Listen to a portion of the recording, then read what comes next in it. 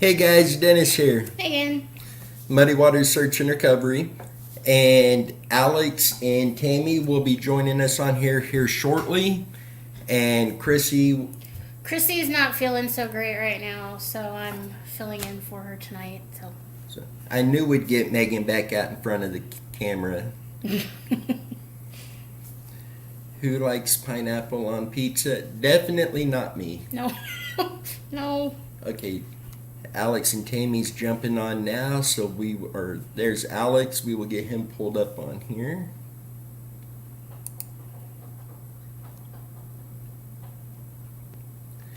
Hey, how you doing?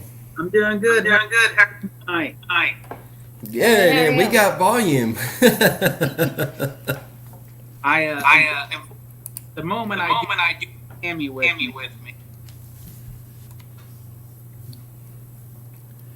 And let's see, reading these. Jennifer says, "Hey y'all, I'm back. Welcome back, Jennifer." Good to have Jennifer. Jet Heartland Towing asked again, who here likes pineapple on their pizza? Hi, Bobby. And Catfish talking about the 4 a.m. wake up message he sent me this morning. I'm going to start turning my phone off when I go to sleep. Mm-hmm. And Dan says we're all grounded. Hey, there's Mac. I'll take a time out. Dan, everybody's here. Say Max here. Joanne. Alex has an echo. I'm hearing it. Ooh, cutting out. I don't know what. Oh. Let's see here.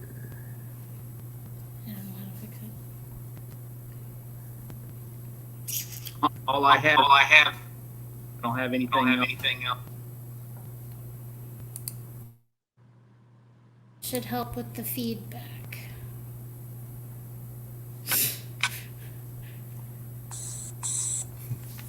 No, Bobby, I ain't got no snow. Oh. Well, guys, thank you all for joining us on here tonight, weekly live feed. And we're kind of going to get into several different areas in this feed. And we mentioned the last couple days that there was going to be an announcement regarding our booth at the Platte County Fair. And that announcement will be done tonight as well. Dan, I plan on going to Love County after my surgery heals, probably around beginning of August.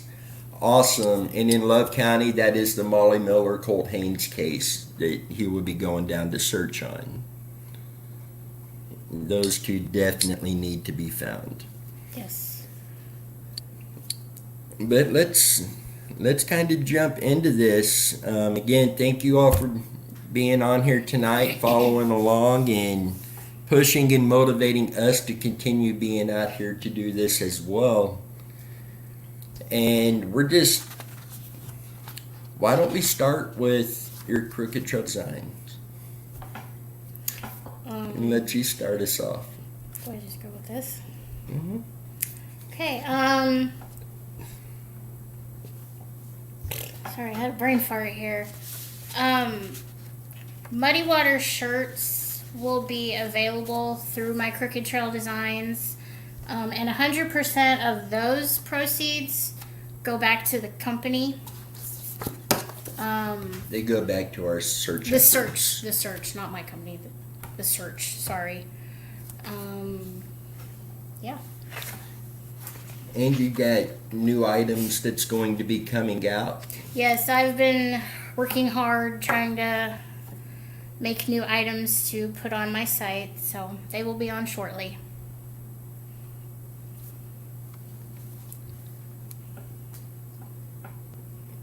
River's up here still way below where it needs to be in Kentucky. I wish that was the case here. The Missouri River looks like it is up pretty good right now. Yeah. Platte River too. Oh, Platte River was way up coming across that the other day. It's way in our area. It's up really high. I didn't even realize we had gotten so much rain for it to be up that high. I think it's coming north.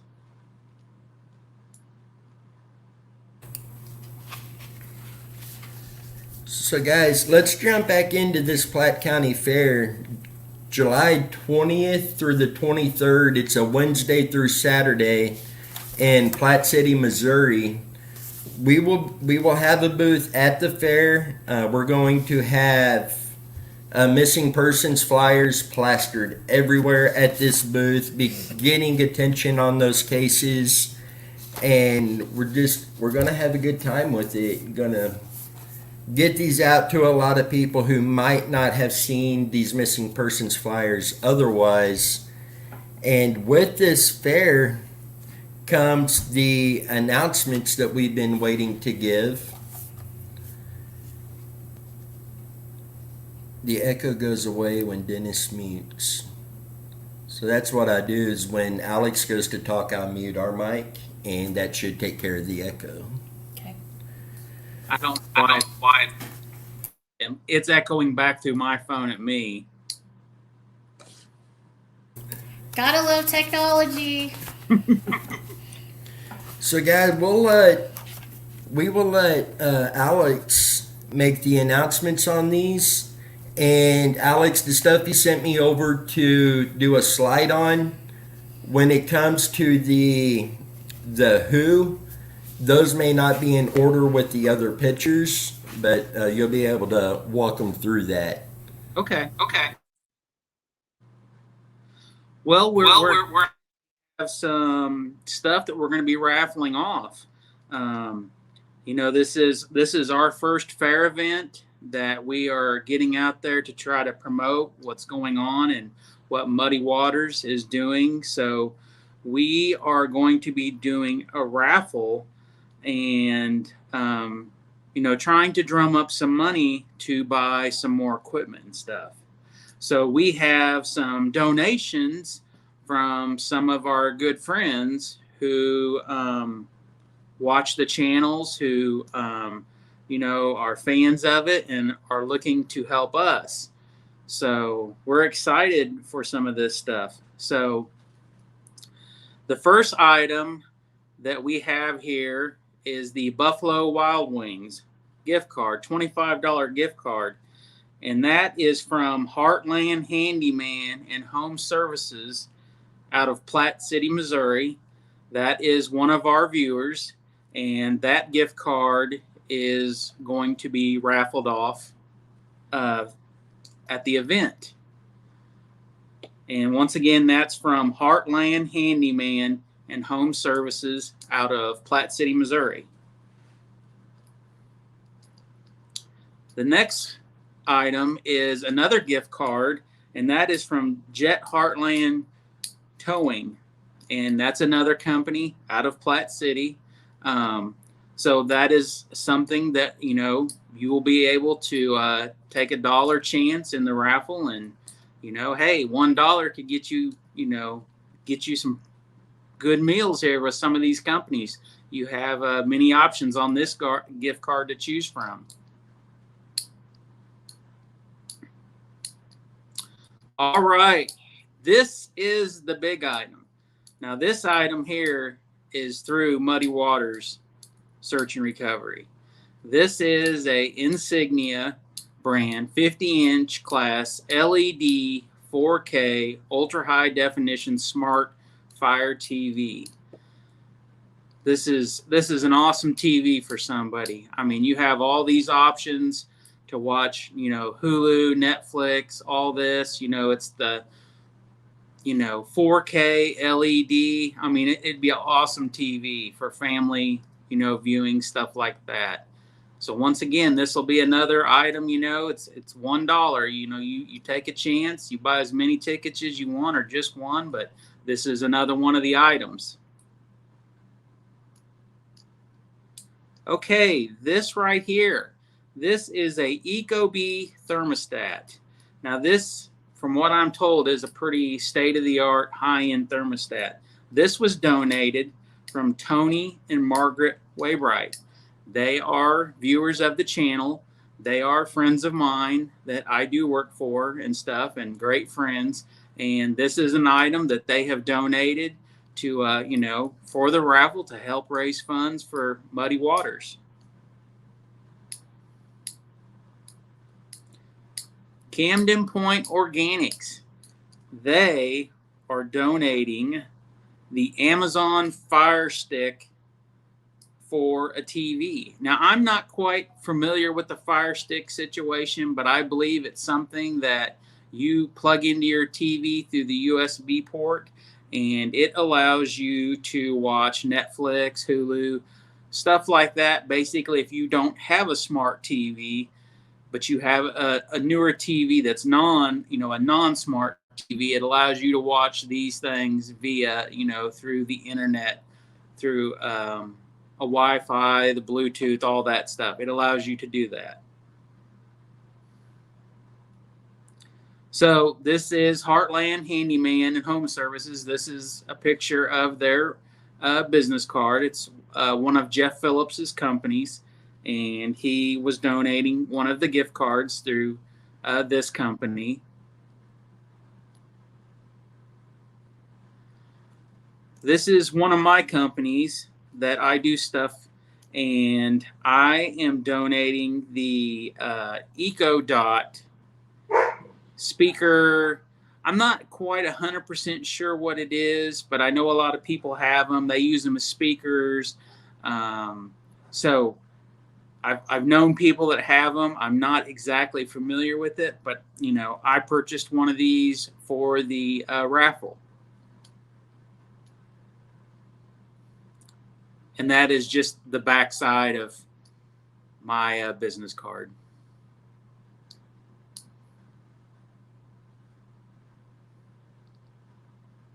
And that's a sign that says thank you. A huge thank you to our sponsors.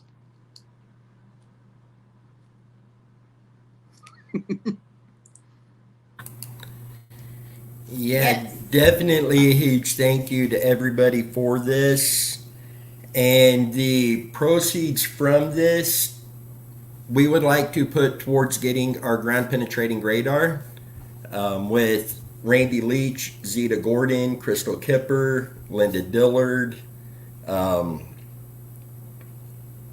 Slipping my mind, there's a few other ones that we need ground penetrating radar, and this will go a long ways in helping us get that. Yes. Yes. And Ricky from Kansas Missing and Unsolved. Hey guys, how's it going? I'm Poot. My brother and daughter were out involved in a search for Nathan Thompson missing here in town. Oh. Well, Ricky, that is awesome.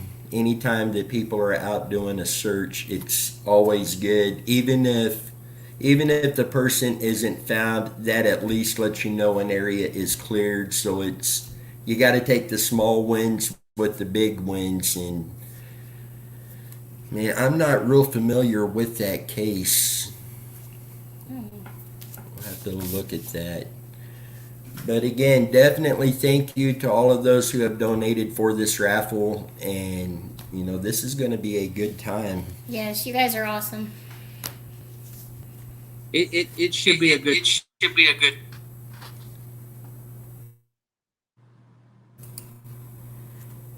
And I'm not going to mention names yet because I don't have their permission. But we do have a search coming up soon for Crystal Kipper that a couple of our viewers will be joining us on the ground on that search. I'm really looking forward to that. I believe we did get to meet them when we come out for the fireworks at Camden Point. That was the same people, right? That is true. So I'm looking forward to them coming out and working together with them to do these searches. And it's always better when you have more eyes. Yes. Well, they are awesome people. And They will be as thorough as we will be, in a search and in looking. And I'm glad to have them, on our side to help us. So, when we finally get that permission to make things happen, we are going to be on it, boots on the ground. They will be there with us, and we will, really be working hard to see what we can come up with. And I will be speaking with that property owner this week and hopefully have that search lined up for next weekend. And also Ricky said they did find some things that they called law enforcement to come out and look at. They took photos and collected some things. And Ricky, that is awesome. Hopefully that will help bring about answers and hopefully help bring him home. Yeah. Let's see, where are we now? But we do have several searches coming up. And there are some with Randy, but there's also several other cases that searches have lined up for us and we will be getting out on. With that upcoming videos, we do have a couple more new case layouts, and I'm going to stop it right here because we done a case layout video last night. And today we found out, Alex shared with me that his sister posted on Facebook that he's been found safe. So Mark Montgomery's sister is saying he has been located safe now, and that's obviously the best scenario you could hope for in a missing persons case, but it felt good to get that good news today. Yes, it did. And Ricky said, we hope so, but law enforcement feels like foul play is involved. And it's sad when somebody goes missing, but when it starts looking more towards foul play, it's heartbreaking. Yeah. How somebody could do something like that to another person and to that person's family. But we do have some new case updates on some of the cases we've been working on that we'll be releasing over the next 2 weeks. We're still working on the behind the scenes video, and we are going to use one of the new cases and go start to finish in our first, what we call our first 48 hours looking into these cases. And then we're going to share that with you guys so you get a better feel of what's going on behind scenes with all of us working on these cases. And then we are going to have our second trafficking awareness video coming out. Some more of our cases. We have 3 or 4 cases at this point where trafficking is suspected. So we want to make sure to keep trafficking awareness a priority to not only try to help rescue some of those being trafficked and get them back home, but hopefully be able to prevent others from being trafficked and becoming victims as well. Yeah. And then I've recently been told there are 2 individuals who would like to join us on a live feed to discuss their cases out of Tennessee. And I am looking forward to that. And again, if any of you would like to join us on a live feed, please email us at the mwsar22@yahoo.com email. That is down in the descriptions. And we will get that scheduled and we'll get that done. And Alex, and when I see Tammy, I got to tell her again too. But we want to say again, thank you so much for everything the 2 of you are doing with Muddy Waters. Yes. You guys have already made us so much better. Yeah. And just the capabilities with you guys, the sky's the limit on this. And it's been an honor working these cases with you, and we really appreciate everything you're doing. And with that, I've got to mention the TikTok account that you started, and what you're doing on there is incredible. I mean, the videos you're putting out is awesome. So we wanted to kind of let you kind of discuss what you're doing with that again. Okay. Okay. So as we go, yeah, you'll have to mute me. Sorry, or mute you on your side. So basically, what I do is, as you know, we go through cases or there's new cases that come up, I usually try to write their names down. And basically, I usually go to Facebook. I will start looking for Facebook accounts for these missing people. I will go to Google and I will Google search images, the missing flyers. So then what I do is I try to gather between 10 to 20 photos, plus all the photos that I, repetitively put in there for Muddy Waters, for people to see. But what my goal is with it is it's just another, social media outlet for us to get the names out there of the missing people. It's another opportunity for people to possibly see pictures of people that they would not normally see. So what I've kind of noticed, and it's not that it's odd, but it is very odd that when I go through the Facebook profiles, I noticed that a lot of men might have only one or two Facebook profiles. And I'll give you an example. Mark Montgomery that was missing, that was found, this, the whole situation that happened yesterday.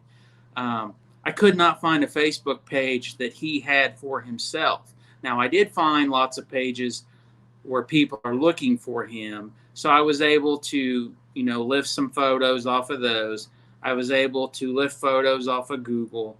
And, that's an example of how I put stuff together. So that's how I do it. Well, what I've noticed with, women and younger girls, let's say, because they really are just teenage girls, I've noticed that a lot of them will have between 3 to 5, if not more, Facebook pages. And I find it's kind of odd that it's just, young age maybe, and they don't remember their passwords, but there's just so many, young girls that are missing. If I come across their Facebook pages, as I'm trying to do research for these TikTok videos, that they'll have numerous Facebook pages. Older women generally do not. Young ladies, older women, maybe 2 pages, but usually it's just 1. So, of course, I go through, I try to get as many pictures as I can. I put our information in there. I make these TikTok videos. I share them on the Muddy Waters main Facebook page. And then what I do is I go in, and if I find articles where somebody has wrote about that missing person, or the missing person has a missing persons page where people are looking for them, I will go and post my videos on there just to help show more pictures and just help keeping the word out. So, I've got a decent amount of videos. I try to do 1 a day, if not 2 a day. It just depends on how busy I am. But a lot of times, I'll try to do 1 or 2 a day. And usually I will see stuff that's come across that is new through Muddy Waters. And then that's what will lead me down the path to make the video TikToks of that. And, it's just another way to get the information out there is really what it comes down to. And doing decent, getting, a decent amount of views on it. Some of the videos get shared, some don't. But for the most part, there's quite a bit of people looking at them and stuff. So I'm happy with it. I'm, glad to do it and glad to help out and keep, getting the word out. I think yesterday, I think I told Dennis I went and erased like 350 pictures that I had saved on my phone of missing people. And it's sad. It kind of hit me, and it hit me weird that, I went and did this research, and it's a weird feeling because I had to delete them. I had to take the pictures off my phone because it's taking up so much space. And it was just a weird feeling. I don't know. I can't really explain it. And it was just weird, but I guess that's just part of this life of getting into this with Dennis and everybody and working these missing people cases, that it's just there, you get so many feelings, dealing with it, where, on the average day, you don't think about things like that. It's just, it's hard to explain. It really is. See, it's hard to keep your emotions out of it, but I know a lot of people say you've got to keep them out in order to do something like this. But my personal opinion is if you do that, then you're going to lose touch with the families and what they're going through. So we use the emotions of these cases to help motivate and get us out there doing these searches. It's true. It's true. And Max says it hits you to realize just how many people are missing. Yeah. That is true.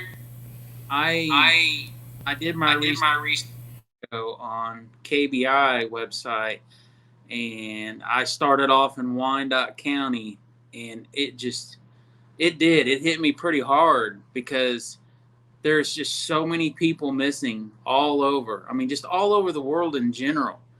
And another example is the Brandon Swanson, I believe is his name. And I, heard about that the other night. I went straight to YouTube. I started looking him up. I started watching. What a case. I mean, it's just off the wall with the information of possibly what could have happened to him. Where he went, what happened, who was all involved, and it's just sad. It really is. It's just, I totally, the emotions, if somebody foul play, somebody was murdered, your family has to deal with it, but just the people who go missing and constantly not knowing where that one person could be.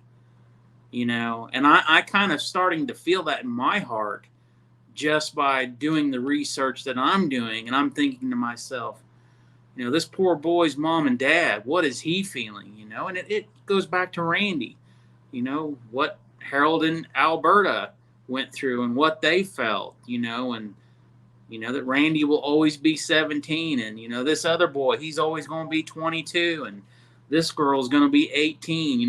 That's it. That's the end of the story with them, and it is sad. It really is. What's worse is that the more you read them, you notice that they're kids. Kids that, it sucks saying this, but a lot of the kids that won't get to grow up.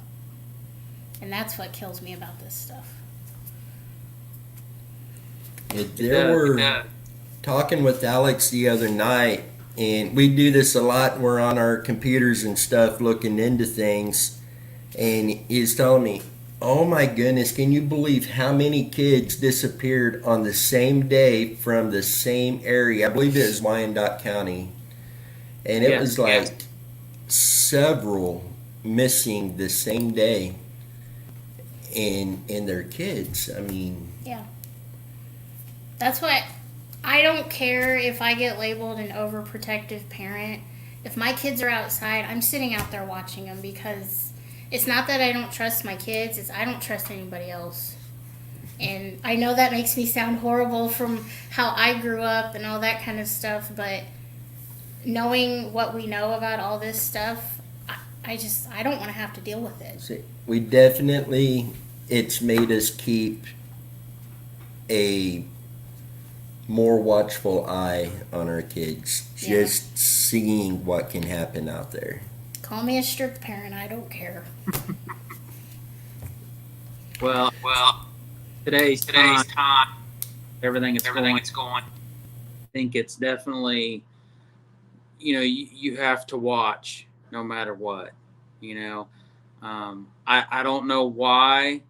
I know years ago, I guess when we look back at things, there's always been people that have gone missing. I mean, there's always been terrible things. It's not that it's new, because it's always happened. You can go back in history and look. I mean, there's people missing from the 30s, the 40s, 50s, 60s, all the way to today.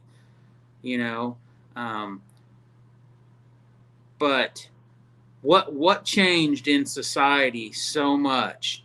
That was it the internet?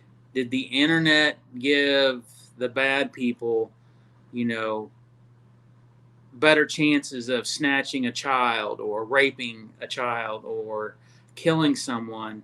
And there's lots of things that are good about the internet, and then there's lots of things that are bad about the internet.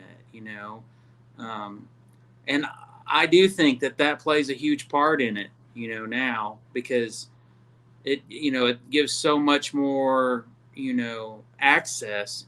Whereas before, it was always snatch and grab. I remember hearing stuff about a van pulled up and the door opened and somebody jumped out and grabbed somebody and threw them in a van and they took off, or a station wagon. Now you don't hear it like that. It's that they do it a different way. And then, I think people these days, the way that people want to end their life, via suicide, I think it's totally different now, and it's sad. It really is. There's so much more out there to help people. There's always somebody that will listen. There will, and I wish people would just take a minute and stop and breathe and think, wait a minute, what am I doing? Because you think you're taking the easy way out, but in the end, you're causing more grief than what you're dealing with. And I think a lot of people at that moment in time just don't understand that. 100% agree on that. And we have had some of our cases that did turn out to be suicide. And I think those kind of, I want to say they hit you harder. They definitely hit you different, because you have that mindset of, if we could have got to this person faster, if we could have spoke with them, let them know they could speak with somebody, and not even know them up until we get contacted to look at the missing persons case. But that feeling it doesn't leave. It's the whole, how did it get missed? And it's very easy to miss. The sign somebody may be showing, it's easy to overlook that and to write it off as something else and not look that direction. And that is another awareness video we do have in the works, is a suicide awareness video. But that is heartbreaking in a whole complete different way. Now I'm going to go back to what you said, Alex, about the internet. I fully believe that this is going to make me sound old-fashioned. The internet is the problem, because it's so easy to connect with people, and people are so freaking trusting that, oh, this person's not lying to me. This is another, okay, like say for instance a 13-year-old. Oh, this is another 13-year-old I'm talking to. No, it's not. So I believe the internet is the number one problem. It's given predators access to where they could hide behind a fake profile. Yes. I agree. I agree that none of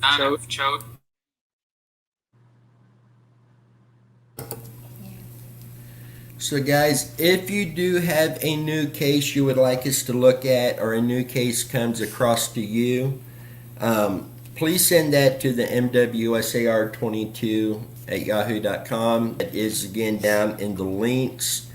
One of the first things we do, if it comes to me, I get in contact with Alex and Tammy and Chrissy and Megan, let them know we have a new case here, give them a briefing.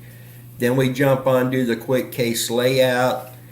Alex will do his magic on his TikTok videos, and then we jump into working those. So if you do have a case you would like us to look at, send it over to that email. And then, Ricky, I was going to do a shout out for Kansas Missing, or Unsolved and Missing. Kansas Missing and Unsolved. I will get it right here in a minute. It's actually in my notes here, but I want to go ahead and do that now, because that is another team that if you have a case, they will do a flyer. They will get that out on their live feeds and help bring attention to that case. And they do just incredible work over there with that. And they have been a huge inspiration to us with Muddy Water Search and Recovery as well. And just a huge thank you to them for doing what they're doing. But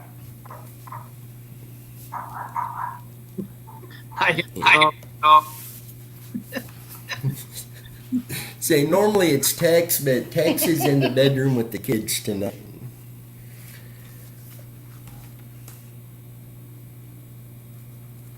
In the works. Now I've been getting into some discussions with some people reaching out in regards along the lines of how long will a vehicle float once it goes in the water, and if it moves once it settles down.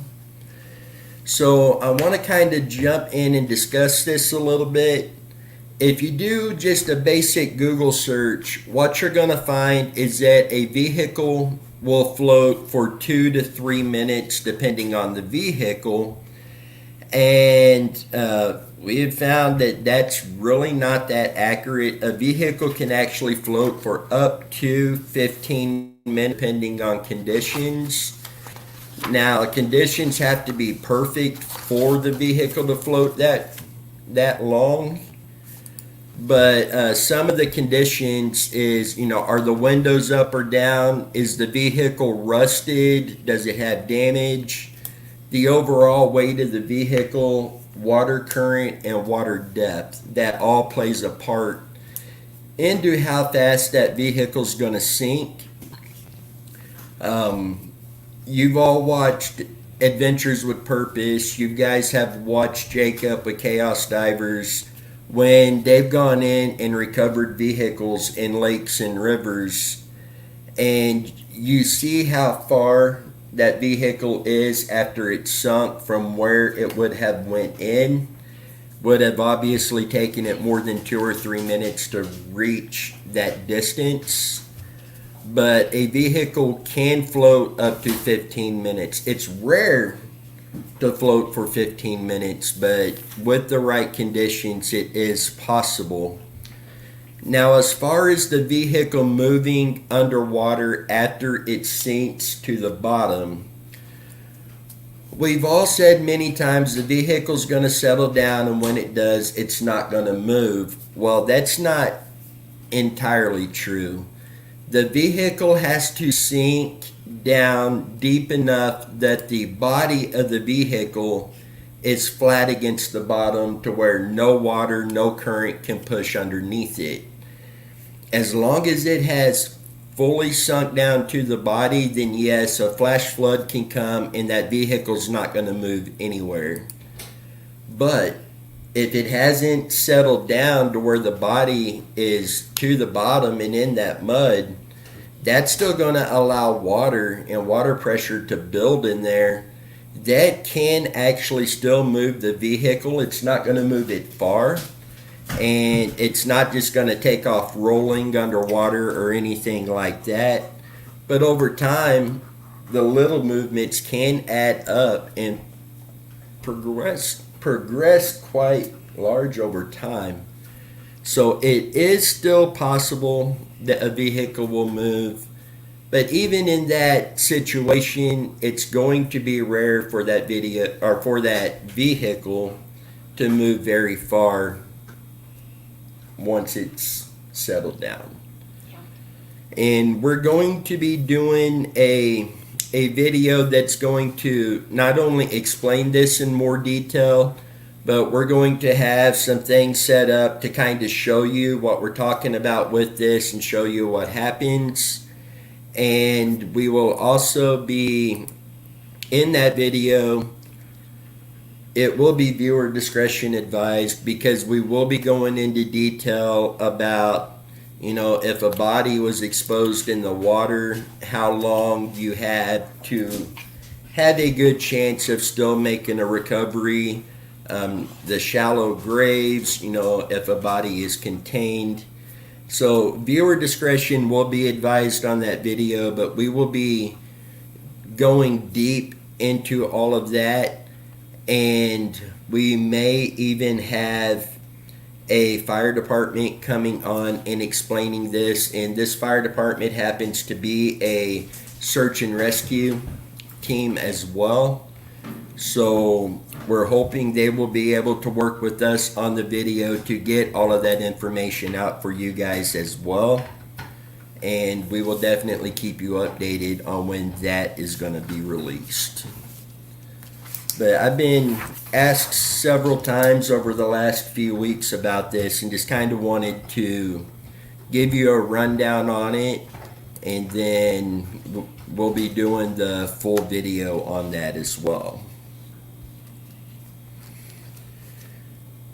And we do have several searches lined up, and we're currently lining up several more. Again, hopefully we can finish getting permission on the property for Crystal Kipper and be out on it. We also have the water sonar search for Billy and Mary Black in the coming days. And Zeta Gordon missing out of Atchison, Kansas. We're working to gain permission on, it's an area that I feel would be the most probable of her being found. So we are working to get permission for that as well. And again, that's one of those GPR, ground penetrating radar, would really go a long ways in that search. But Alex and I were on a live feed with you guys just the other night, and we had mentioned a possible search for Randy this weekend. And, there was something that was out of our hands, out of our control, that came up with this particular search. And so it's had to be pushed out, probably, hopefully not long, but unfortunately right now, at the request of the person or persons with this tip in our location, we've been asked not to share actual details at this point. But this was quite upsetting, and we put a lot into this particular search, and so much work just to get this search to take place. But hopefully we will be able to do this soon. We will always respect a property owner or a source's wishes in remaining anonymous, up to and including any details that they do share with us. If they want to stay anonymous, we're going to respect that and keep it anonymous. But this one was frustrating, but we will definitely try to keep you posted as this moves forward. This isn't the only search we have lined up for Randy. We've got multiple other locations we'll be searching, but this one has just been one that has been weighing on us for months now, and we thought we were right there. So we will get to do this eventually, but it's just not when. Not what we had turned out. Right. Yeah. But we just have faith that things will work. We will be able to do this. You know, we did. We've been this, and we have talked about everything, and unfortunately, it just the stars didn't line up.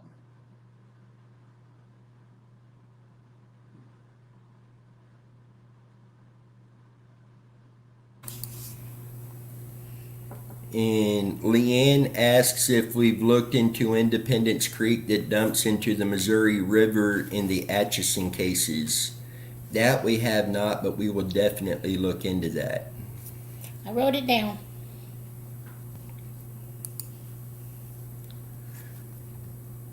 And Brent, this one in particular is the vehicle, with a slight chance that he could still be in the vehicle. It does look more like in this scenario he would not be in the vehicle, but we were going to be looking for the vehicle this weekend. And Jennifer says everything happens for a reason. And Jennifer, I fully believe that. Just sometimes I wish that reason would slap us across the head and say, this is why. Yeah. And then we will also be doing a full open live feed in the coming days, discussing all of the Tennessee cases and everything going on there. I'll be trying to get some of the family members to join us on that live feed as well. And it will be fully open discussion where everybody can comment with the family members and have a discussion with them as well. And we will keep you updated on that. And if any of you, again, would like to join us on an open discussion live feed, email me. The email's in the description, and we can get that scheduled and set up. And then gave the shout out to Kansas Missing and Unsolved again. Great people. And I also want to shout out again to the Missing Persons Center. We have been associated with them for quite some time now as a search and recovery team. And we get to learn from other teams through this, which has been incredible.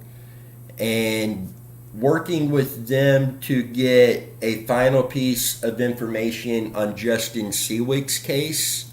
And once that comes in, we will be doing a water sonar search for him as well. And then we want to say a huge thank you to all of you.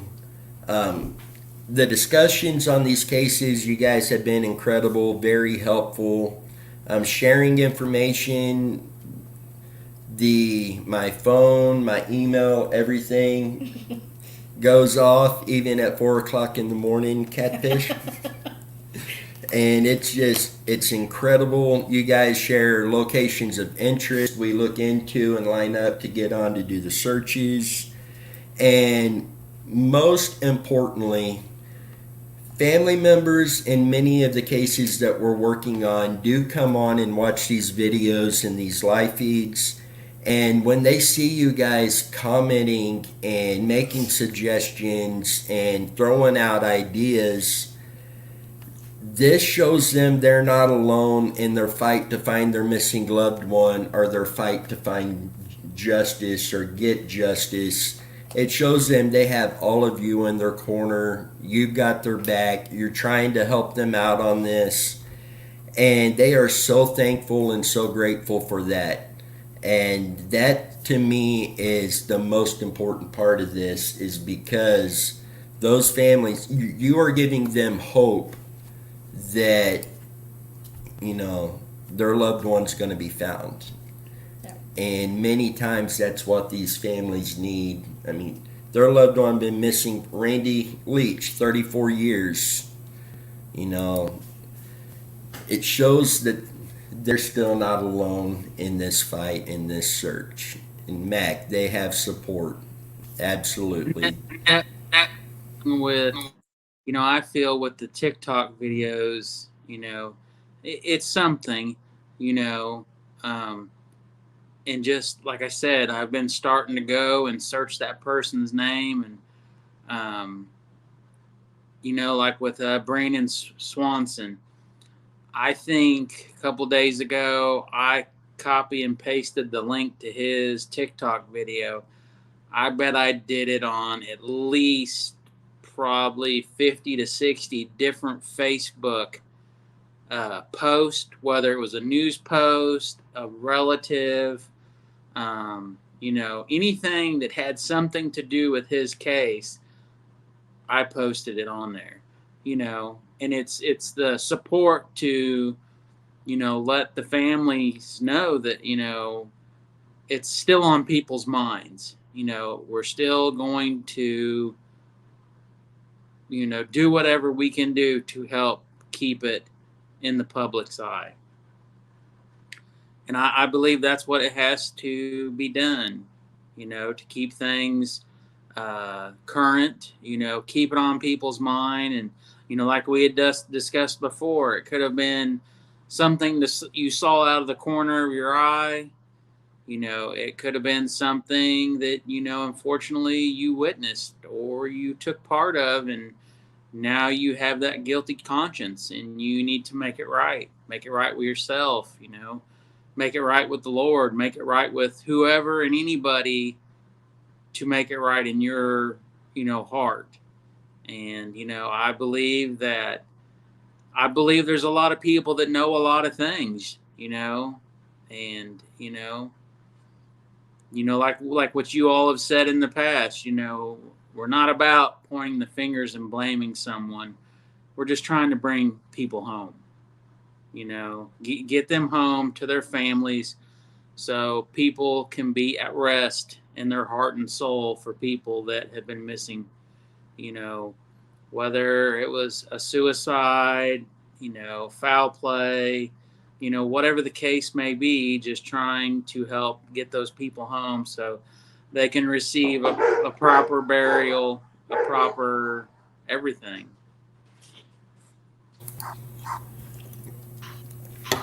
And Jennifer, I'm going to have to go back on and check out the map and see where these locations are. Jennifer has done incredible work on that map. And Max says they may know and not realize it exactly. Yeah. And that happens more often than any of us actually realize, too. Yeah.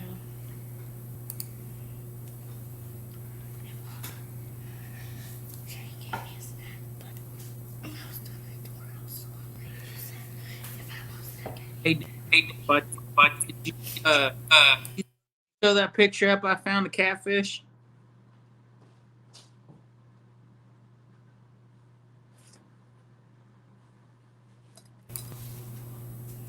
No, we haven't got it up yet. Oh, okay. But we're going to have to get that up there.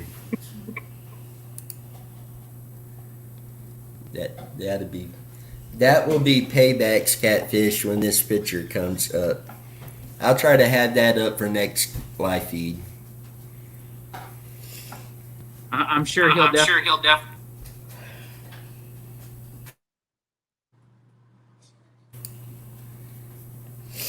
And Catfish says, sorry, what was that, Alex?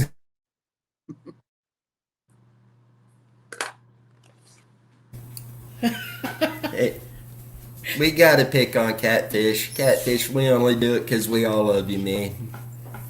I think one time when Catfish was there, and at that time we just didn't know each other. But I think it was, and we were at a barbecue or something.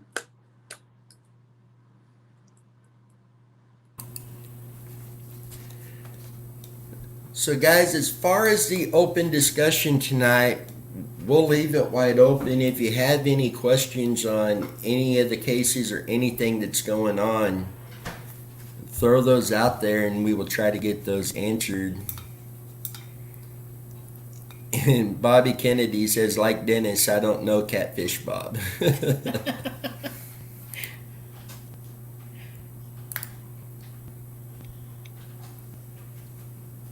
And Crystal, I looked, Bobby, for the second barn, and I think the land was sold and rebuilt.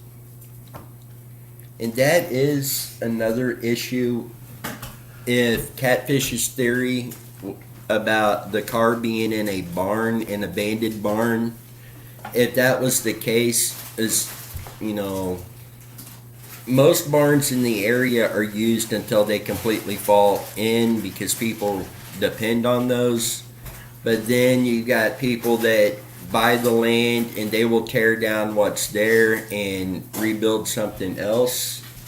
And I mean, I would think that if they tore down a barn and there's a car there, that they would report it or something.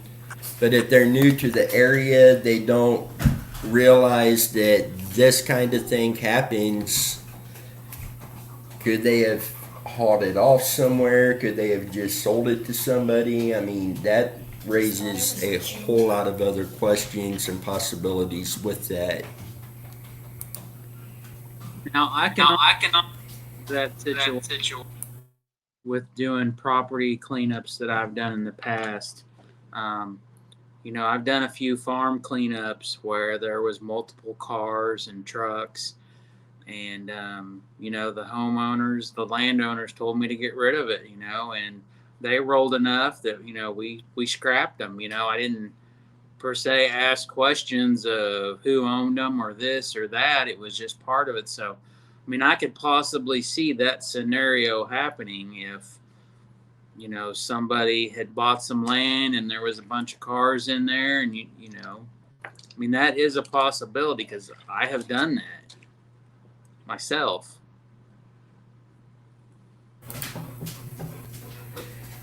And Brent, I understand what you're saying there. I've been there myself too, but there is some things we literally are not allowed to share, and keeping ourselves from legal issues has to take precedent on some things, plus the safety of sources takes priority over everything.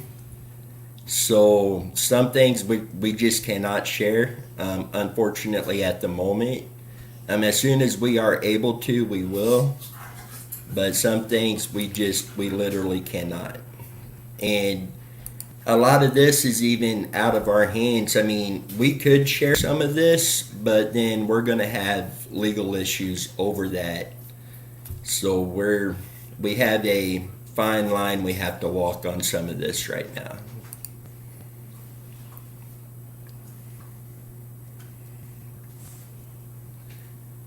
And Jennifer, I looked into trying to map barns in the 200-mile radius. It's impossible, but I've been trolling the abandoned Kansas Facebook pages for potential locations.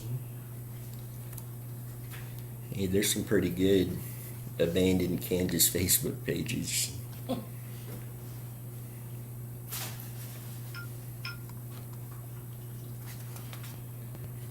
But the one barn I sent them has a pond behind it, and it looks abandoned since '91. Maybe a few kids using the pond, but it still looks like it's not daily active. And we will be working to get permission to be able to get on that property, Crystal, and see if we can sonar search that pond.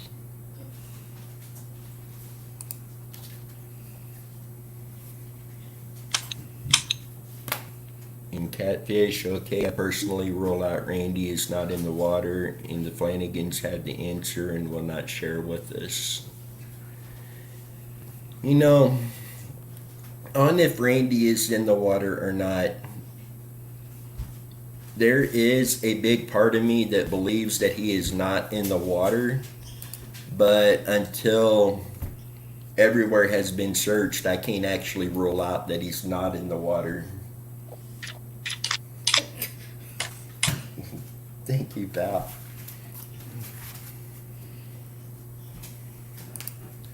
And get Dennis to send you a picture. Oh, those catfish are bigger than I am.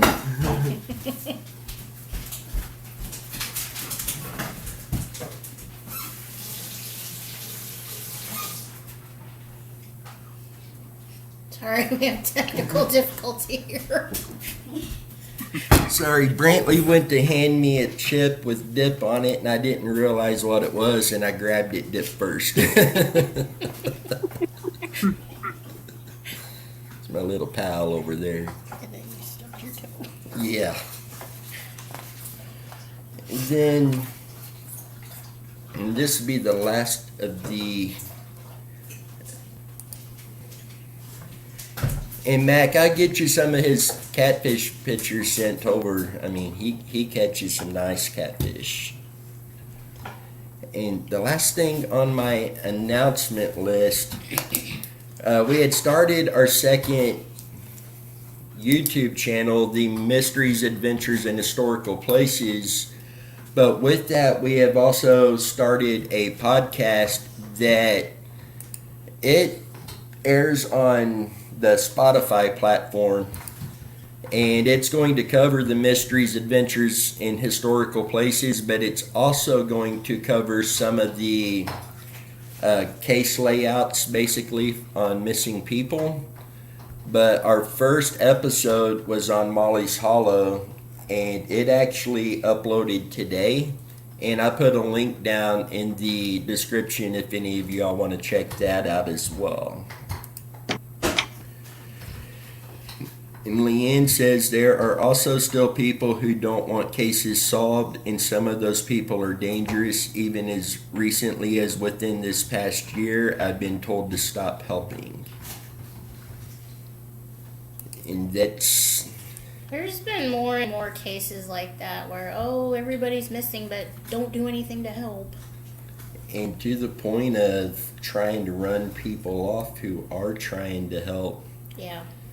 And we do have some cases where that is being attempted, but when we give our word to a family member of a missing person or a family member trying to find these answers, we are going to keep our word on that, and we're not going to give up until the person's found or the answers are found and justice has been served.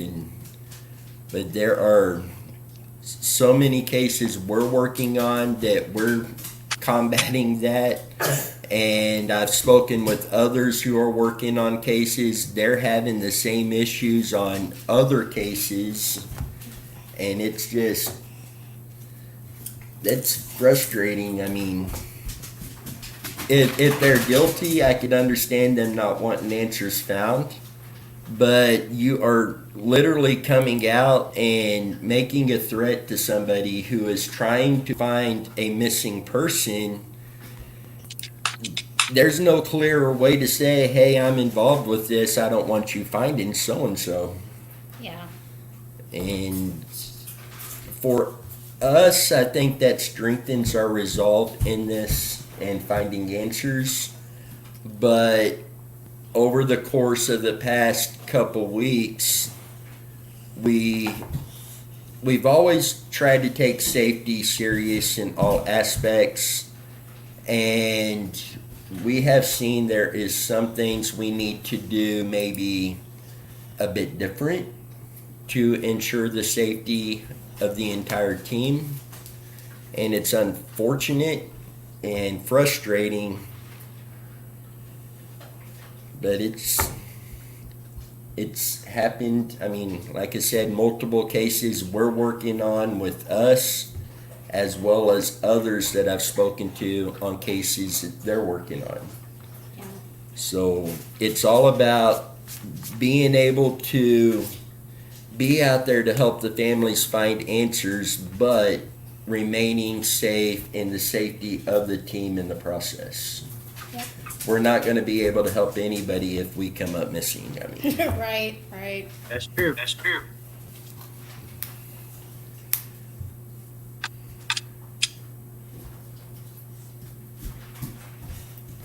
and Jennifer says, but Bobby, there could be 1,000 ponds to search. Unless they've all been searched, it's impossible to rule out. I understand the discouragement, but it could just be the right pond hasn't been searched. And that is absolutely right, Jen.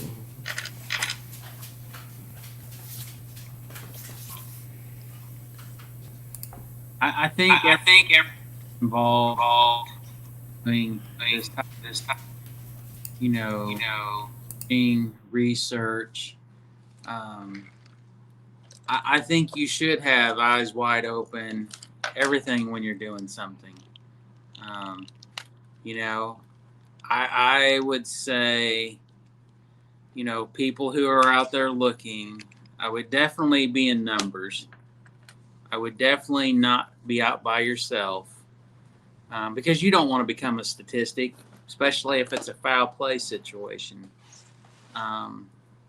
I believe if you are out there on the behalf of a family and you're searching and you want a piece of property that you're on and you want it cleared and you want it made known that it's clear, I think it should be documented. I think it should be documented video-wise that you're there on that property. I think that being out there and doing stuff and, being a part of it, I think it should be well documented. For every aspect of the situation, whether it's, proving that it was documented, proving that it was clear, having other people there documenting you guys being there just for safety reasons, whatever. I think the whole scenario should be played out that way. That way, everybody does come home. I know there's a lot of people out there that are, by themselves looking, in the woods or in this, and you'll never know the situations. Please don't go by yourself. Don't go alone if you're trying to do it. And always Go in let numbers. somebody know that you're there. And like Tammy says, Tammy's right here next to me. She's just not on the screen. Always let somebody know where you're going. Always make sure your phone is fully charged. Don't go off on a search with, your battery getting ready to die.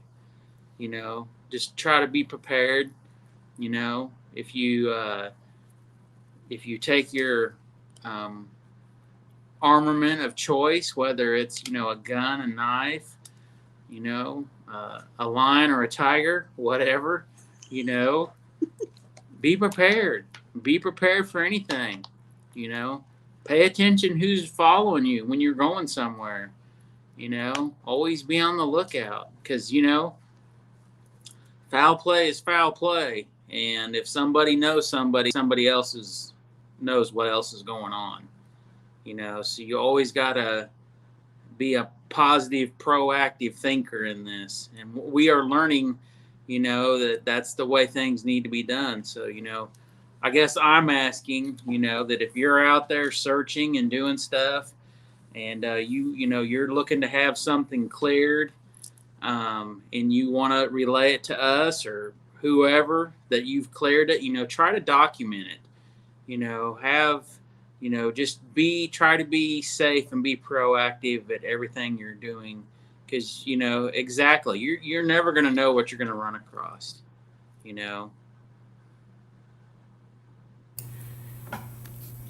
And with that, if you are a property owner in the area of any of these cases, or even if there's no known case in your area and you own property or a pond that you want cleared even for your own peace of mind, get in contact with us and we will 100% come out, search that area, document it, and be able to either clear the property or find what's there. And we do this 100% free of charge. we would be more than happy to come out and search any property that somebody is asking to have searched. Yeah.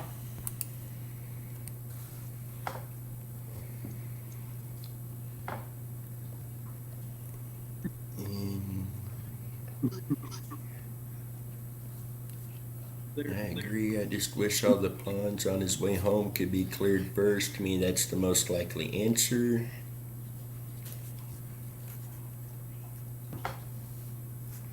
And Brent, to Leanne, whoever told you that, give them my number. Dennis has it if you want it. And Leanne, yeah, you can give them my number as well on that.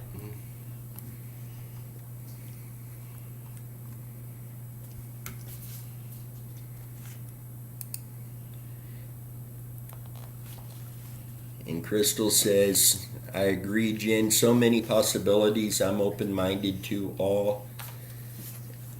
All the cases we have worked on at this point, I don't think I have seen one with near the possibilities that Randy's case has. I mean, just everywhere you look on Randy's case is a possibility. Yeah. I did. Jen did make a video of all the pictures for the little experiment that we did back in April with the semi truck that was parked in the woods near where we live. And I hope that we can possibly share that with everybody, because that was a good experiment. You know, I thought about how fast does it take an object to disappear, you know, when the seasons change, when there's no vegetation, you know, whether it's brush, grass, leaves on a tree. You know, and the semi truck did disappear at a pretty good rate.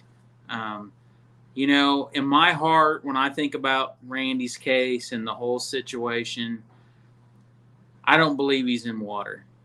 I don't believe his car is in water.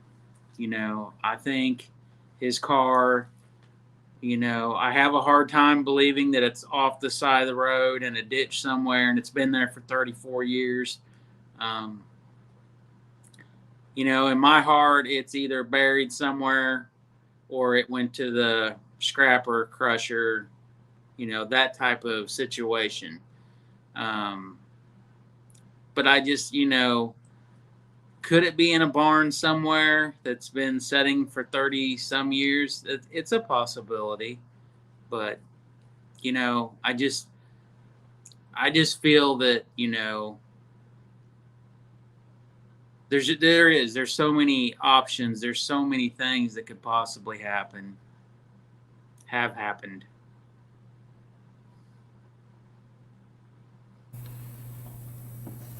Yeah, and the barn, I mean, if you go in and do some research on just the number of old vehicles that's found in old barns, as Bobby says, you know, that number is quite high, but it's typically out toward the East Coast or out towards the West Coast. And in the Midwest, you don't see that number up near as high, simply because barns are used out here basically until they fall apart. Yeah. I mean, you will find some abandoned barns in the area, but they're few and far between. Yeah. Hey, bub, I've been here the whole time. you gonna say hi? Hi. Hi.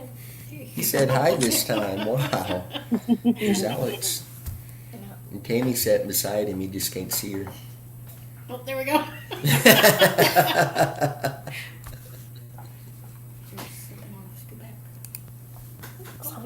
The car theft ring going on there could break down a car in hours. Like I said, so many possibilities. And that is... And I keep saying, well, yeah, that is very possible, but it's like everything is still very possible Yeah. on this. Joanne says hi, Brantley. Say hi, George. Hi. And you know, Cheyenne is the one that always like attention. Yeah. So it surprises me she doesn't come in here when this is going, but he does. Yep. And he's our shy one. There is more than one person who has said the car was crushed. One of those people was somewhat close to Kim Irwin.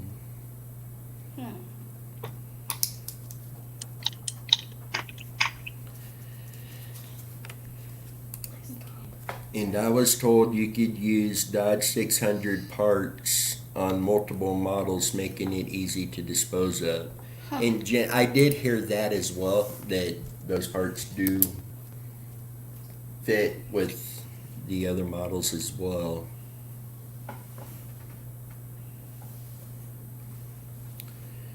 And Bobby says the years I worked as investigation officer, I found more cars in old rundown barns and closed down garages and body shops and a few other places.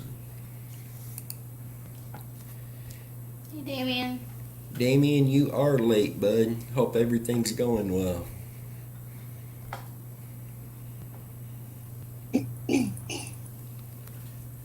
You know, I would. We could have us people that could walk from one side of Leavenworth County hand in hand from one side to the other. You know, and just click. I mean, no way you could miss anything. But you know, we know that can't happen. You know, and the thing is there's so many stories. There's so many exits. There's so many on-ramps to the stories of, you know, he said, she said, this, that, you know, it's just, it's a lot to take in. It's a lot for everybody to work through and, you know, try to make heads or tails of, you know, accusations and rumors and this and that. And, you know, I think a lot of times, you know, it's enough that would, you know, would make probably the average person just give up on it. But you know, we don't want nobody to ever give up if someone's missing. Right. The person that's missing deserves to be found. The families deserve for their loved one to be found. And, you know, speaking with you guys, you know, as long as we're here, we're going to continue working to find these missing loved ones and help these families find answers. And to know there are so many other people out there doing this as well, many of them long before us, and actually helped inspire us to do this.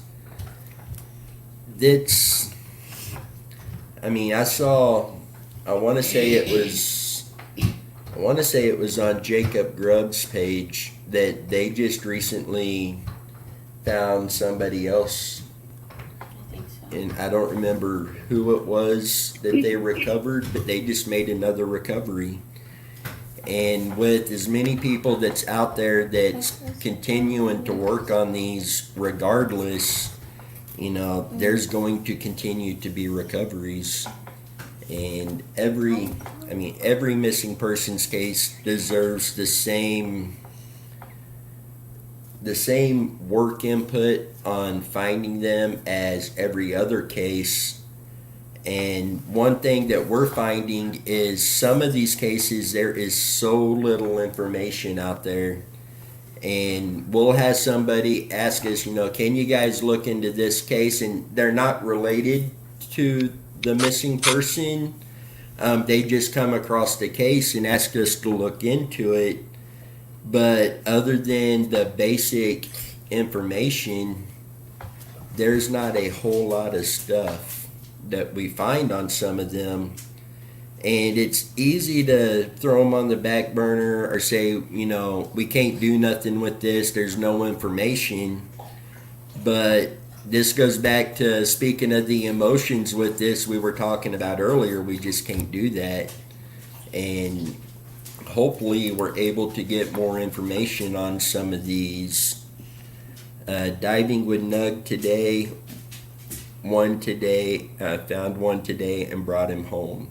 Good. See, no, he has been a huge inspiration. And Max says all cases deserve attention. Hi, And Missy. Missy's here. Hi, Missy. I think right with a lot of the cases we have, we are in desperate need of equipment. You know, we desperately need the GPR unit, the ground penetrating radar. You know, another piece of equipment that we've been looking into and we've talked about is it's a concrete scanner that you basically scan concrete to look for rebar or voids in concrete.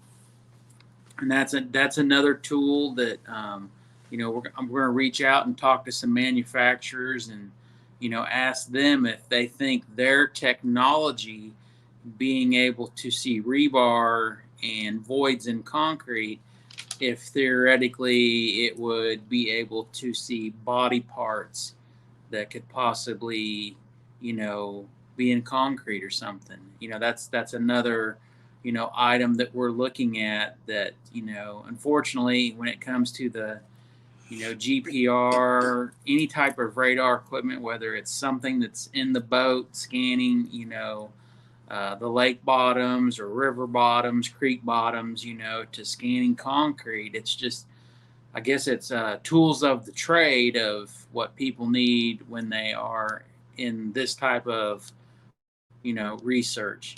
And, you know, it's just something that, you know, we're, you know, working towards, you know, buying and, you know, hopefully the raffle when we have the booth set up at the Platte County Fair, that'll, you know, hopefully drum up a little bit of cash flow to help towards, you know, purchasing some of this stuff. You know, it's going to take a little bit, but, you know, hopefully we get there. And, you know, when we finally are able to get these tools in our toolbox of equipment that we need, you know, it will tremendously turn Muddy Waters into a different search team because we will have what we need to open up to do anything and everything. Yeah, because going back to Star Boomer's case, I think we have that narrowed down to one little piece of property. I mean, the property, I think we've got it narrowed down to the spot on the property, but because concrete being there, we got to have GPR to read it. And with what we have, it wasn't enough for the detective to be able to act on that. He would need us to get GPR and be able to determine if there is something under the concrete and underground there.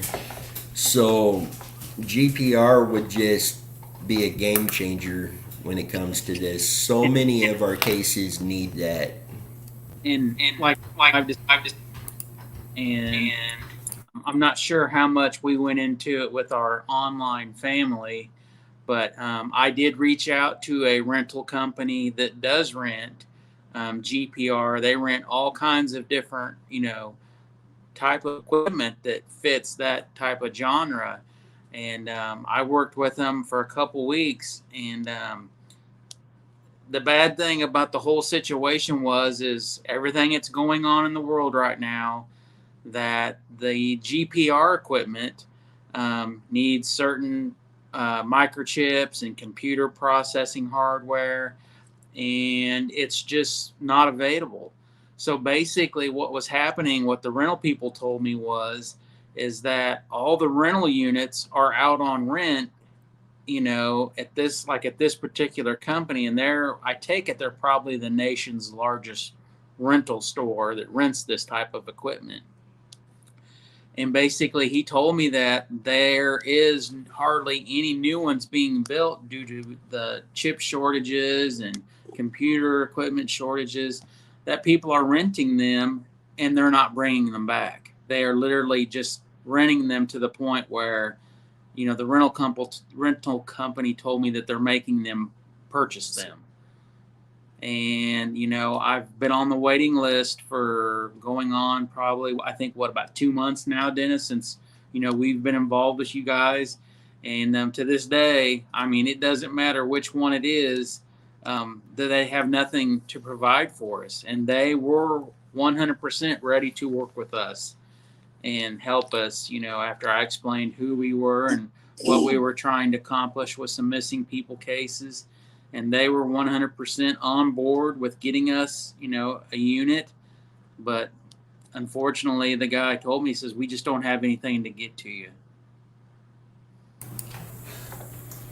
And Jennifer asked, do you need classes? Are they hard to basically learn? They do have a learning curve. It is a lot different than like your sonar for your water searches. You're looking at density, and depending on what machine you have, it's going to graph it differently. So it will be fully understanding your machine. Once we do have GPR, Alex has a location that we will be going out to get our practice in on after we go through a class 2, learn everything about how to use it, how to read it.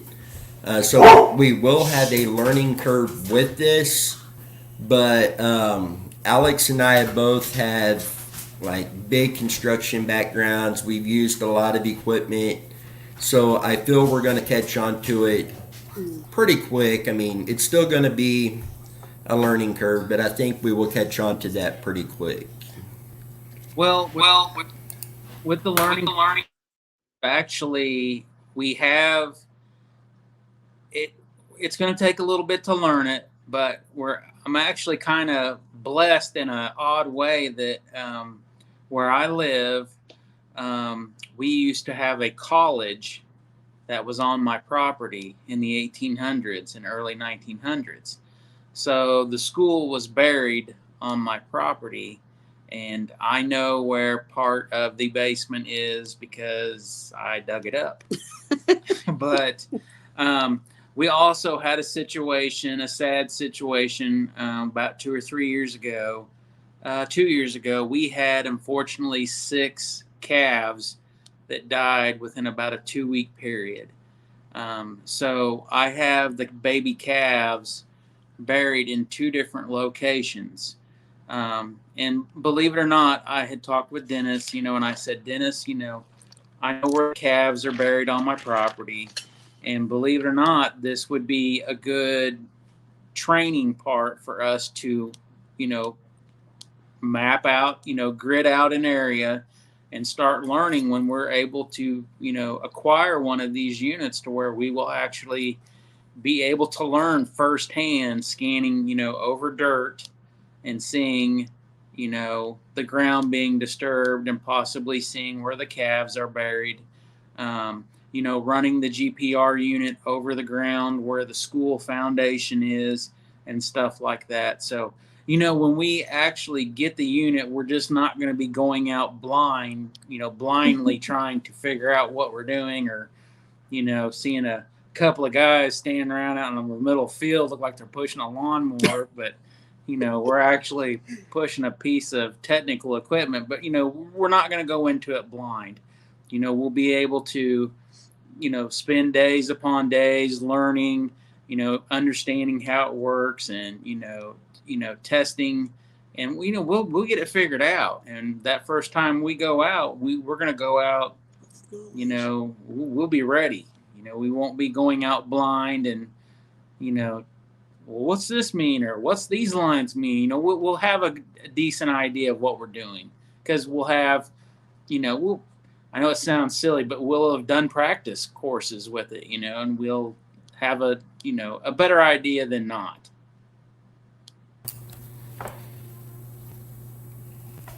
And I want to jump back up real quick.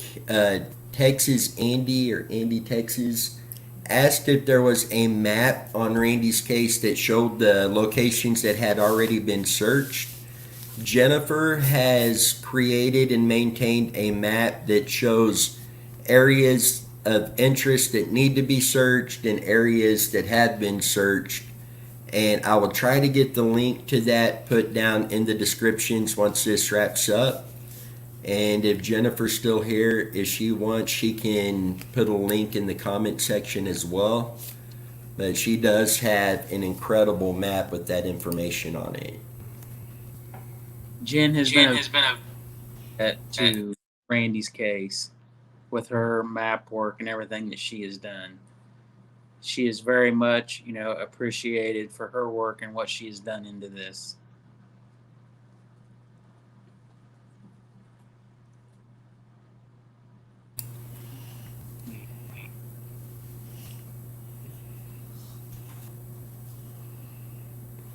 And Crystal, I have posted videos of how cars can fly in the woods that would shock anyone. Oh. And Missy, please. Okay, Missy, yeah, I'll send you a text message. In Catfish, I'd rather double check a place before I roll it out. Absolutely. And that's meant by him.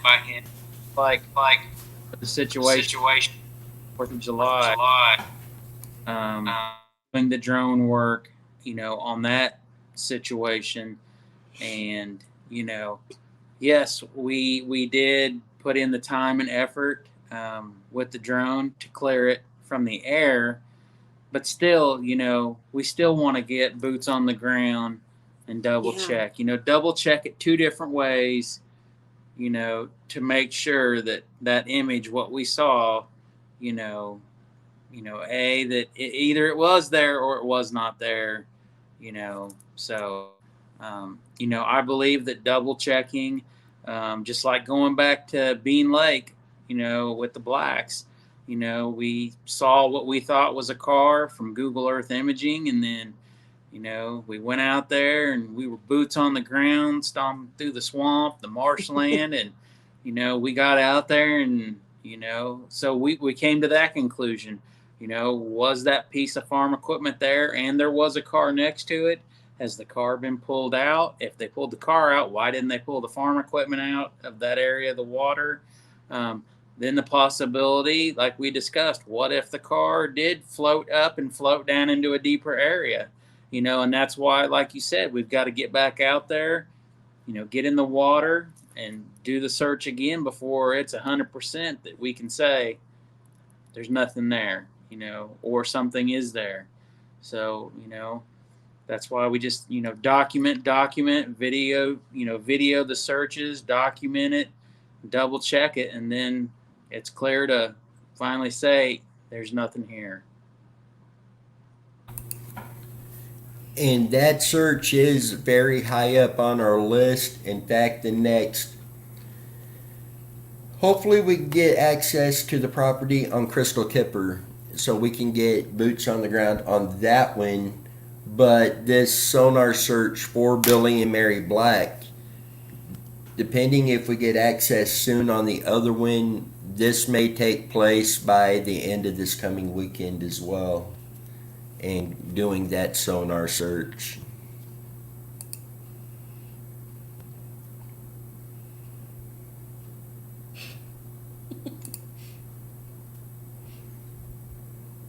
The hillbillies playing in the swamp, boys, and there be mud. I've hunted and fished about all my life. And going through that stuff out there at Bean Lake that day was one of the roughest things I've done out there. That was rough walking through that. Well, I did the mud, the mud bog pits. I did that stuff for, 15, 17 years with Stompers 4x4 when we used to do, all the events and mud raced. And I was used to tromping through the mud and just doing events and stuff, or that. But that day was an adventure. We were definitely on an adventure at Bean Lake. I mean, when we're in swampy stuff, that the grass is over our head, the weeds is over our head. Chrissy and Tammy was still out on the concrete trail when we went through that. And once we got through it, you went up a hill into the woods. There we can look across and kind of see them standing over there. But we got into that. Chrissy was telling me on our way home, the only way we knew where you was watching the grass move as you walked through it. I honestly walking on that deer trail. I expect any moment a deer was literally going to jump up right in front of us and take us out, because there was probably 6 to 8 foot tall in some of the areas we were walking that day, and it was thick. It wasn't just little grass here and there. It was like you were walking through the Amazon.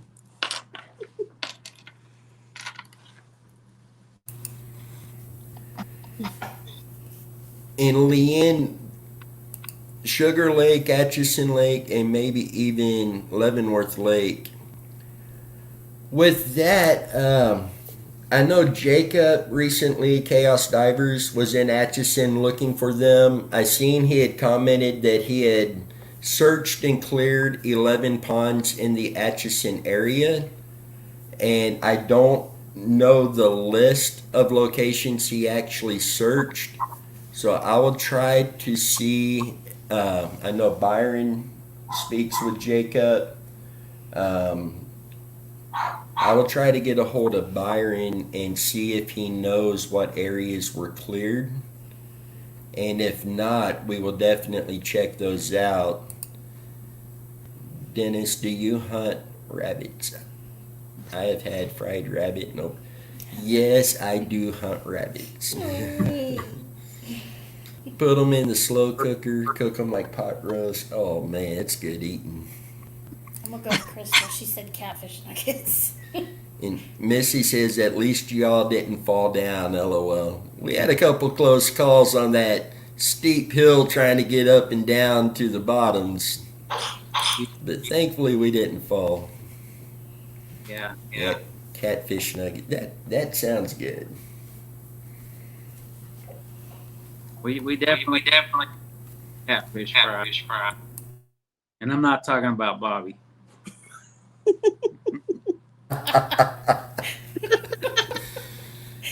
He said earlier he's going out for a week catfishing to fill his freezer up. He may have to come up here and catch us some catfish so we can have a catfish fry.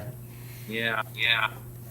I used to hunt and fish all the time, but after we started Muddy Water Search and Recovery, turkey season come up. I was getting excited, going to go turkey hunting, and then it was like the weekends we were going out doing searches on Randy's case, and it's like, well, I guess I'm not going to turkey hunt this year, but I will next year.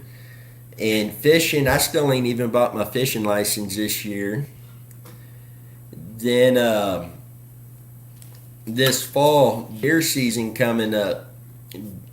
I used to deer hunt almost every day of season, and now it's still in the air if I'm going to actually deer hunt this year or not. And are you planning on searching the pond on Parkview Street for Billy and Mary? If I find out that Jacob has not searched it, definitely. And if I don't hear nothing on if he has or not, we'll definitely get that searched as well.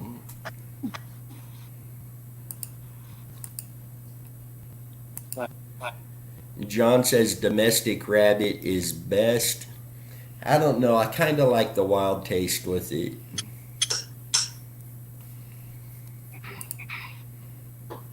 Hush puppies, yes. I think Missy. Facebook and on Facebook. I think Billy and Mary might have went to where they met. And Crystal, I have been wondering that myself. If that was a possibility.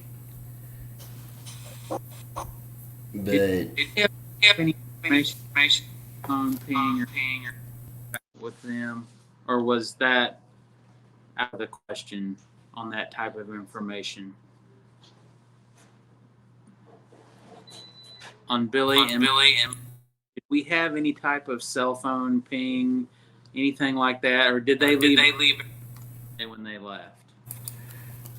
No, there was nothing with the cell phone pings or anything like that. Somebody seen them leaving their house that day in their vehicle, and that's where the time frame come from that they went missing, because they were never seen after that. Are you there always in the same?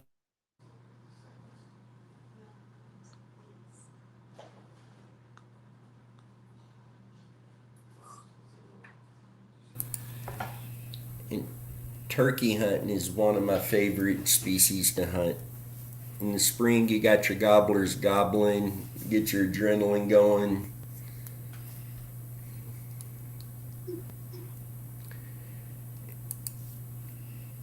Anyone got the Yankees Red Sox game on in the background? Sox came back down 4, now lead by 4. Wow.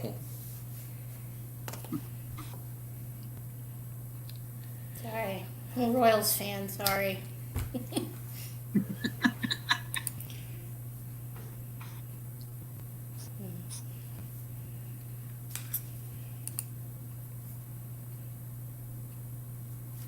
If you all look on Facebook tomorrow, I will put up the catfish that I sent to Dennis.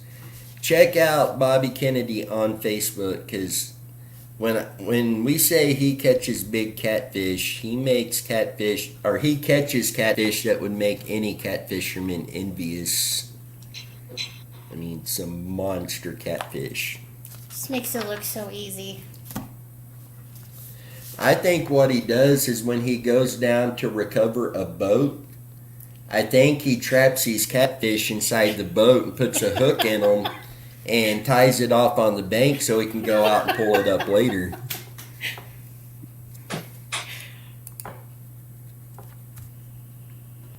Or maybe he just market and buys ends like he catches them.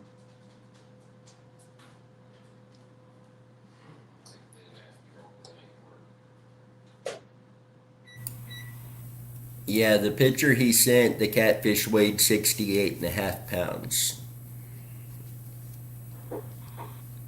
And all I could see was fillets.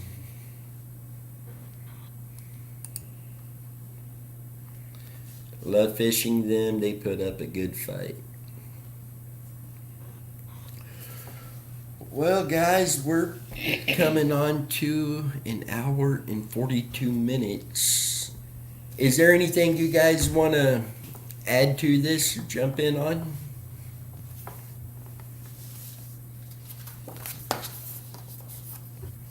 Or, I guess I should have said, Alex and Tammy, is there anything you guys want to add in on this? Forward to this week's. Hopefully we get some updates on some of these, land permissions to where we can get out and search. That would be a tremendous blessing right now, is if we can, be allowed to search, a couple of these properties that, we need to do, definitely looking forward to the upcoming event at Platte County Fair. I hope that our local people will be able to come and hang out and come by and say hi and shake some hands and, do some introductions face to face. We'd love to meet everybody, if possible. We've got some, nice things for the raffle, to do. I've talked with Dennis. We might have another item. We've possibly talked about just doing a raffle for our online family, that, we want to reach out, maybe work something where we can send them something. We might be able to do something like that. I just thought, it'd be a little something awesome for people if they wanted to do that. So yeah, we've got an exciting week coming up. Hopefully, we get these permissions granted and we can definitely move forward on a couple of these other cases that are just, they're just right there. They're just, right there on our minds all the time, and we just need to hear that it's okay. You're more than welcome to do what you need to do. I think if that happens, we're going to be able to get our crew together and boots on the ground, and we'll be on it. Hands down, we're going to be. We will find some answers one way or another. And yes, we definitely during the fair event. I'm sure we'll be going live every day, multiple times. And we'll be the update, all that.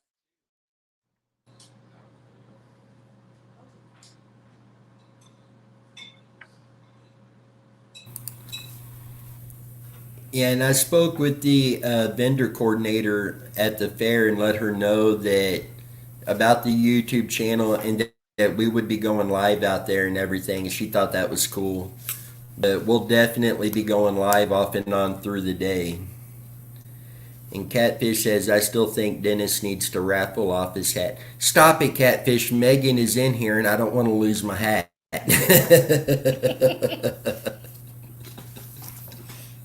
If it just goes missing, I don't know what to tell you. Yeah, Megan will end up taking it from me while I'm asleep. But I think that I'm gonna throw something into the raffle too. It's not gonna be as extravagant as what you guys have donated, but I think it'll be more for the ladies. I'll throw in a gift box or something to raffle off for That would be awesome. design. So That would be awesome. yeah, I don't know why I didn't think to do that earlier. And we'll also have some Muddy Water shirts to give away as well. Yeah, we've got giveaways too. Meg needs money too. Yes, I do. I could get quite a bit for this. Well, as Crystal says right here, he is not giving up his hat. LOL. You know what? I do the laundry. If that hat goes missing. Oh boy. He's gonna put it in his safe. Hey, I may have to do that now. I'll stop by the laundromat on my way home from work and wash my hat. See, Well, a hat is like a good pair of boots.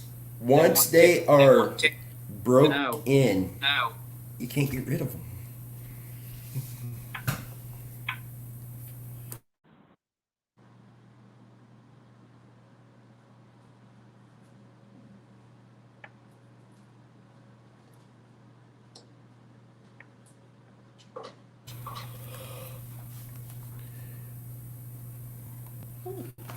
Leanne's putting something in And Leanne says she's working on kitchen towels with button hangers for the raffle.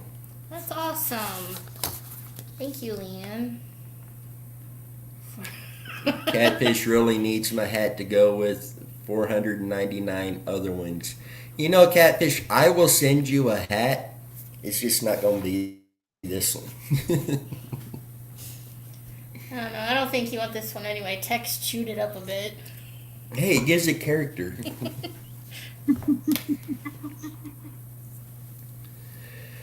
But guys, we're not far off from a couple hours tonight, so we're probably going to go ahead and wrap this one up. We do have other videos that will be coming out this week, next week.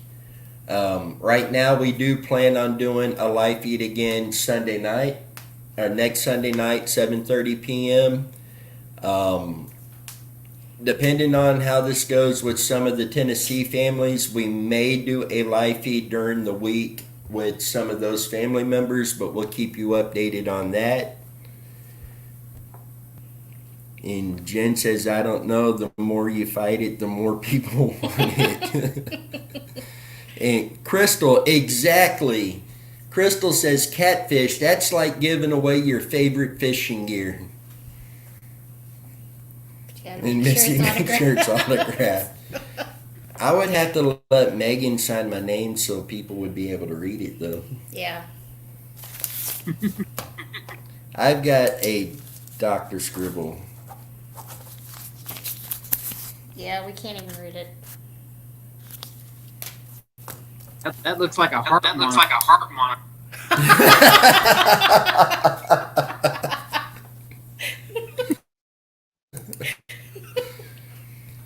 And Catfish says, "Okie dokie, Smokey. Dennis and Alex, you all need a 4 a.m. wake up call." No, because I get that wake up call too. I don't want it. See, I'd be getting up around 6. 6 or, is fine, not 4. See, my alarm goes off at 6, and this one. It's summer. I don't need to get up that early. Why can't adults get a summer break like I the don't kids know. do?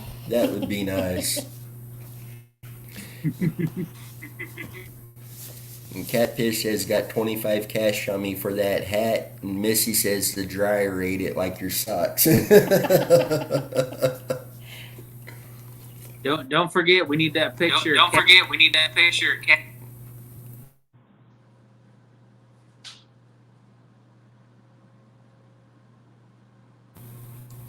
Sick. Catfish keep throwing this bid out on my hat. I'm going to make sure to get that picture posted up here.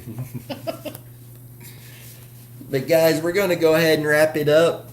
And we'll definitely be back on the live feed next Sunday night. Possibly a night or two this week as well. And then we have several other videos that's coming out. And we will definitely keep you updated on the searches that we will be out doing. And we will be filming those as well and getting that uploaded for you guys to view and get your eyes on it too. You can see if we missed something. Hopefully one of you guys will be able to pick up on it, call it out, and get us back on that to see what that may be, or whatever the case may be. But we're going to go ahead and call it a night. Anything else? No. And you guys good? I'm good. I'm glad we got. I'm glad we got.